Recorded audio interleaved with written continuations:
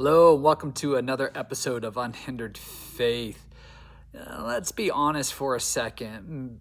Most people don't struggle with knowing what to do. They struggle with actually doing it consistently. We've all said it. You said it. I'm going to pray more. I'm going to read my Bible more. I'm going to stay disciplined this time. And for a few days, you do great. But then life happens and you fall off again. So the real question is, why is consistency so hard? It's not that you don't care and it's not that you don't want to grow. It's that you haven't built consistency yet. Because growth doesn't just happen through intention alone. It happens through repetition. And what you repeat is what you become. Galatians 6:9 says, let us not become weary in doing good, for at the proper time we will reap a harvest if we do not give up. That verse hinges on one word, and that word is if. If you don't give up, you'll see the results. You're aiming for big, not consistent. This is where most people go wrong. They go all in too fast. You say stuff like I'm going to read 10 chapters a day, or I'm going to pray for an hour, and it all works for a few days, and then burnout sets in, and you quit. Consistency beats intensity every time. It's not about doing a lot one day. It's about doing little every day. So if it's not about going big, what really is getting in the way? How about this? You rely on feelings. Most people only show up when they feel like it.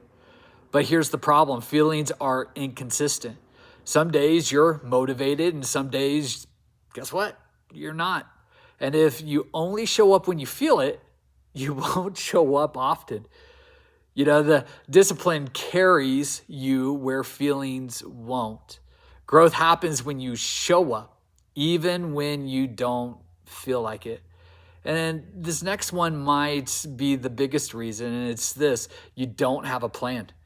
You want consistency, but you don't have structure. So every day you're asking, when should I do this? Or what should I read? Or how long should I go?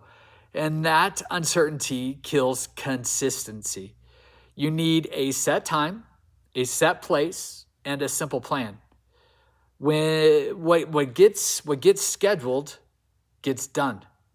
If it's not planned, guess what? It won't happen. In fact, our culture today is all about schedules. We schedule everything around schedules. We even have to schedule to schedule.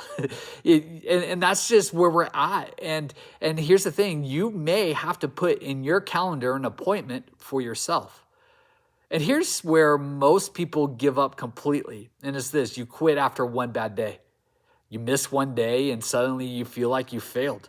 So you think, you know what, I'll do this again. I'll start all over next week, and the cycle repeats. But here's the truth. One bad day doesn't define your direction. Let me say that again. One bad day doesn't define your direction. Missing once isn't failure. Quitting is. Don't let one off day turn into a full stop. Just pick it back up.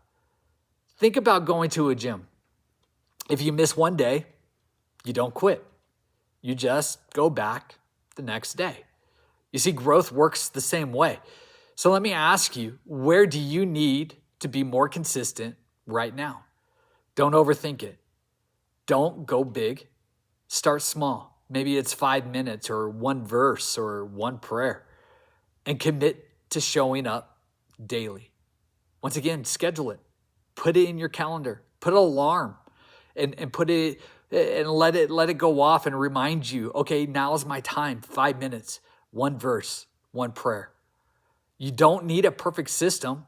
You need a repeatable one, because the goal isn't perfection. It's progress. You're not inconsistent. You just haven't built consistency yet.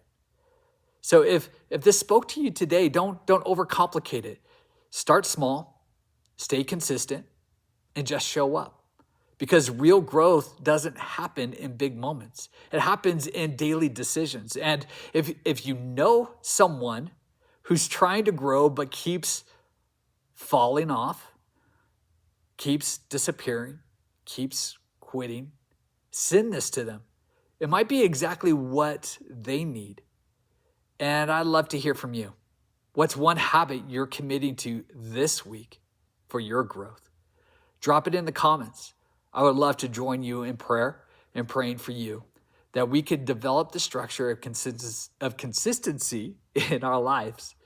You know, it's some things we just don't think about anymore. In fact, brushing our teeth, those kind of things, it's just daily habits because we've structured consistency into our lives.